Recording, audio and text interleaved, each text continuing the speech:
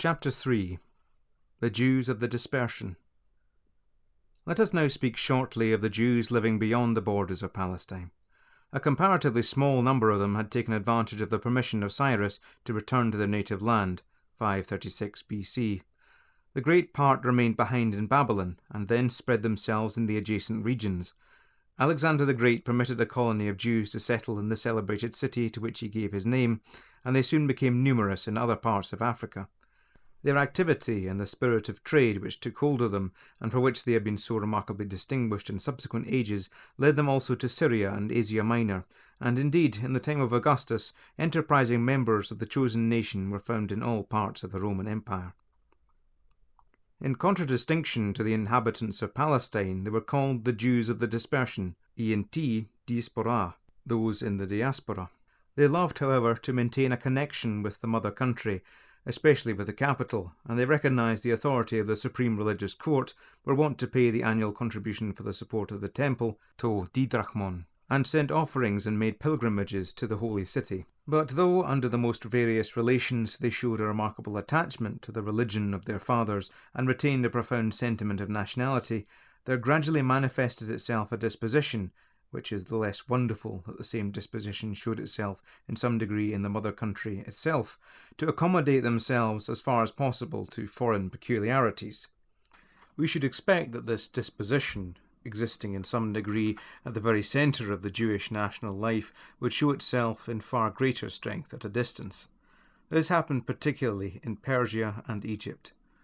As to the influence of Parsism, it is impossible now to go into particulars, but we shall quote a very interesting passage from Dean Milman, in which he touches a point common to it with the Alexandrian philosophy and with other systems.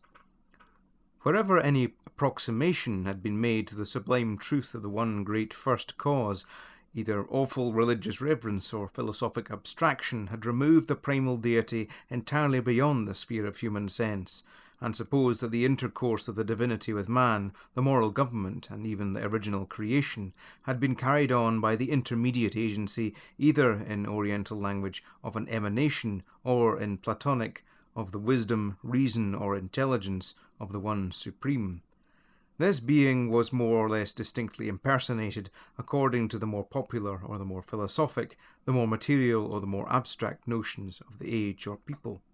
This was the doctrine from the Ganges, or even from the shores of the Yellow Sea, to the Ilissus.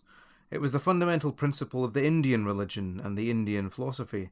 It was a basis of Zoroastrianism. It was pure Platonism. It was Platonic Judaism of the Alexandrian school. Many fine passages might be quoted from Philo on the impossibility that the first self-existing being should become cognizable to the sense of man, and even in Palestine, no doubt, John the Baptist and our Lord himself spoke no new doctrine, but rather the common sentiment of the more enlightened when they declared that no man had seen God at any time.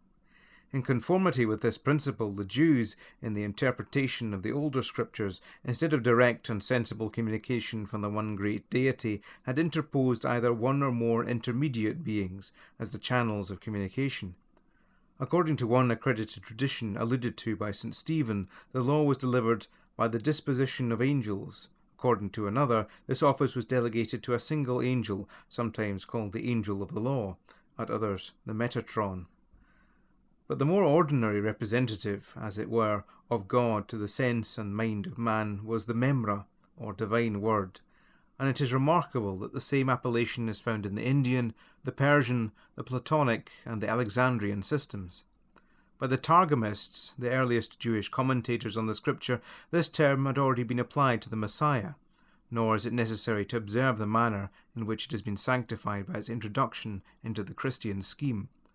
From this remarkable uniformity of conception and coincidence of language has sometimes been assumed a common tradition, generally disseminated throughout the race of man.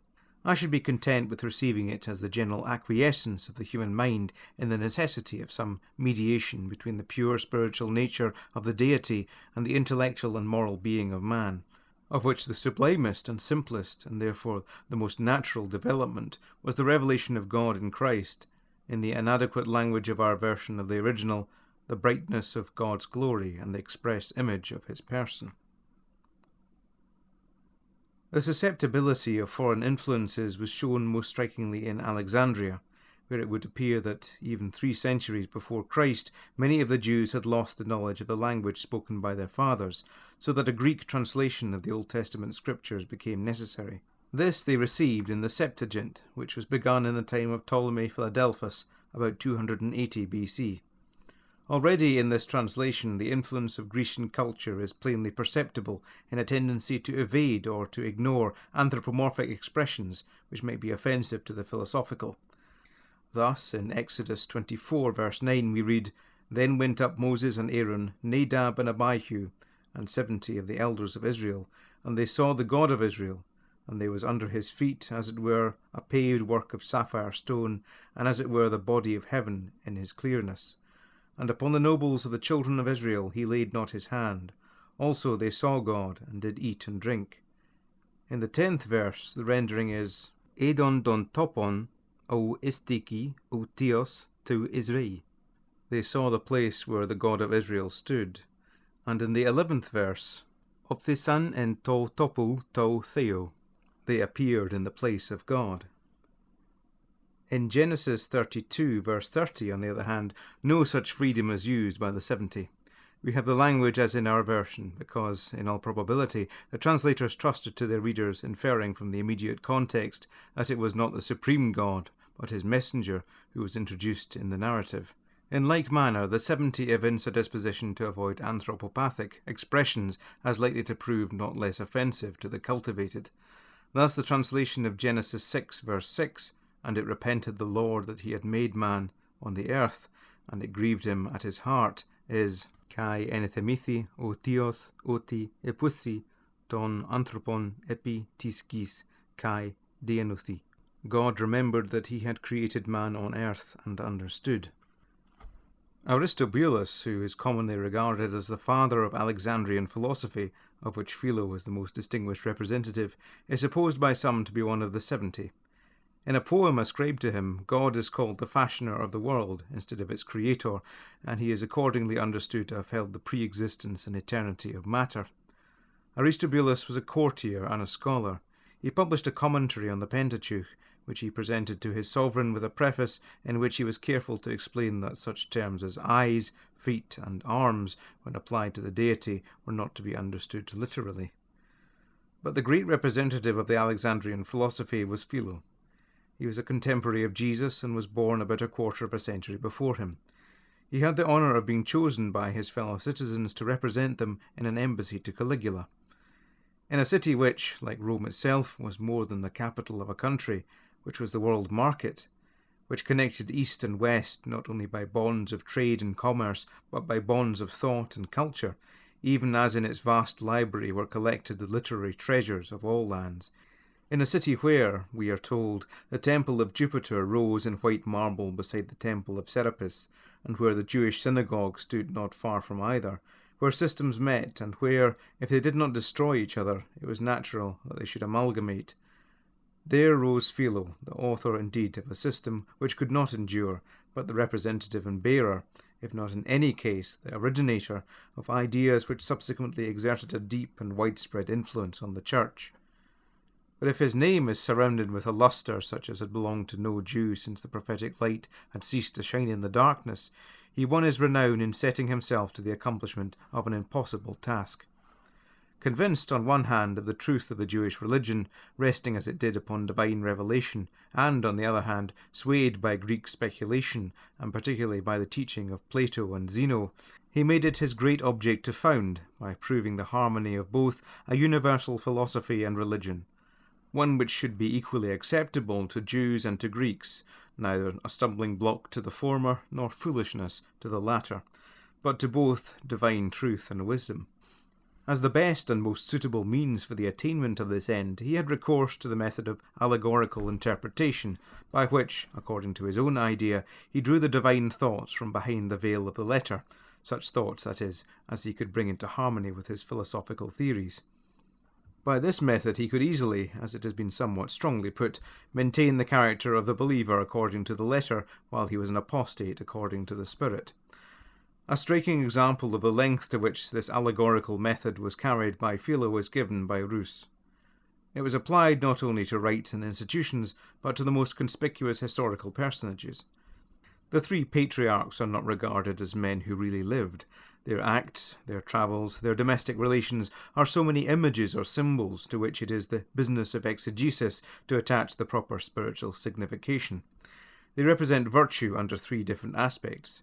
Abraham, virtue achieved by the efforts of the understanding; Isaac, virtue realized by natural instinct; and Jacob, virtue attained by asceticism and trial. Philo sets out from the just idea that God is the absolute, eternal, and invisible being. This God is separated from the material universe by an abyss which excludes all idea of immediate contact. What he is in himself we cannot comprehend. Organon uden en eftus echomen o disonimetha ekino antiastine, by which we can represent him to ourselves. If you seek him in creation, you find but his shadow. This absolute, incomprehensible, ineffable one is not the creator of matter. Matter existed from all eternity. If he is to be called, as the Jew Aristobulus termed him, the fashioner of the world, it is yet impossible that he could be the author of the cosmos directly and immediately. Ugar in themis iis savion ton makarion. For it was not permitted, it was not possible, for the blessed God to come into contact with matter. He has arranged the universe by means of the Logos, which is represented now as one, now as manifold, and in which the Mosaic creative word, the King of Israel's personification of wisdom, and Plato's world of ideas appear to coalesce. Though Philo has been charged with incoherence, it is Logos prophorikos, oral speech, as distinguished from the Logos endiathetos, reason inherent. The world of ideas as existing in the divine mind is an intelligible conception, and may be briefly described as that by which the infinite God reveals himself in the finite world, this finite world being, however, an imperfect copy of the cosmos noitos, world conceivable. Neander quotes some lofty expressions which Philo used concerning the ancient religion, which he endeavoured to reconcile with speculative thought. That, he says, which is the portion of only a few disciples of a truly genuine philosophy, the knowledge of the highest, has by law and custom become the inheritance of the whole Jewish people, and he calls the Jews priests and prophets for all mankind. It is to be noticed, however, that even in the language quoted, the results of the study of philosophy and the revelations made by God to Israel are represented as identical, but that these results, as apprehended by Philo, were essentially different from the religion with which they are represented as harmonizing. Neander himself informs us when he says that, to the sensuous anthropomorphism and anthropopathism which characterized the grosser mode of apprehension among the Alexandrian Jews, Philo opposed a one-sided spiritualism, whereby the idea of God was emptied of all determinate contents. The real side of the Old Testament theism, the objective truth and reality, which is the basis of the Old Testament notions of God's holiness, of his wrath, and of his retributive justice, were by this means totally misapprehended, and all such ideas of God were explained away by a spiritualism far better suited to the Brahminic or the Buddhistic system than to the characteristic peculiarity of the religion of the Old Testament. But while Philo is complained of, with too good reason, for having sapped the base of the religion whose high priest, according to his own exalted notion, offered sacrifice not for the Jews only, but for the entire race of man, while he is accused of annihilating it by the means he took to transfigure and recommend it, it must be admitted that he did more than any other writer to diffuse ideas akin to those which had been indicated in the Old Testament, especially in the Proverbs, and which came forth fully developed in the New Testament doctrine of the eternal Word. Philo's system tended to asceticism. His high ideal has an oriental character. It consists in flying from oneself, in rising above the individual to the universal spirit, the last refuge of the soul. This tendency, however, was controlled in Philo himself, and did not lead to the same results as in many who adhere to his religious philosophy. It did not drive him permanently from the world. In remarkable language, such as there has often been occasion to employ since, he says, "Often did I leave kindred, friends, and country, and retire into the wilderness, that I might raise my thoughts to worthy contemplations, but I gained nothing thereby. My thoughts, either distracted or wounded by some impure impression, fell into the very opposite current. Sometimes, when God dispels the tumult from my breast, in the midst of thousands I find myself alone with my soul.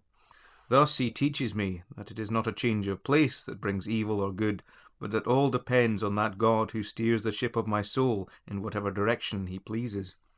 There was formed, however, an ascetical union, in many respects resembling the Essenes, the name of which, therapte, meaning it is treated, is supposed by some to have the same meaning, healers, but seems, according to Philo, to denote simply persons devoted to the worship of God. In a land which was subsequently the birthplace of the Christian anchorite, around the Lake Moeris, not far from Alexandria, they dwelt in cells and lived on bread and water, of which it appears they were not wont to partake before sunset, being ashamed to show their dependence on the world of sense while it shone. Even from this most scanty fare they frequently fasted, that the soul might be thoroughly purified for the contemplation of divine things.